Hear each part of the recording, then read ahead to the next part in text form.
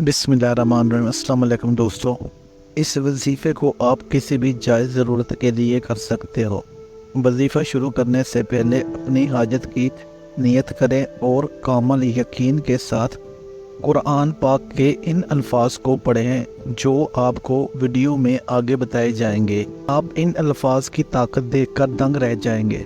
इस वजीफ़े को 450 मरतबा पढ़ने का मामूल बना लें। इसके साथ दिन भर चलते फिरते उठते बैठते इस्तग़फ़ार की कसरत फरमाएं और सदका खैरात हस्ब तौफीक रोज़ाना अदा करते रहें। किसी साहिल को खाली हाथ मत जाने दे। इंशाअल्लाह अल्लाह ताला रिज़्क़ वाफर मिक़दार में देगा। हर तरह की बंदिश रुकावट दूर होगी और हर जायज़ हाजत पूरी होगी इंशाअल्लाह। बाज़ नमाज फ़जर अगर इस वजीफ़े को ज़िंदगी भर का मामूल बना ले, इंशाअल्लाह दुनिया आपके कदमों में होगी। वजीफ़ा मुख्तसर है, फ़कत कामल यकीन के साथ किया जाए।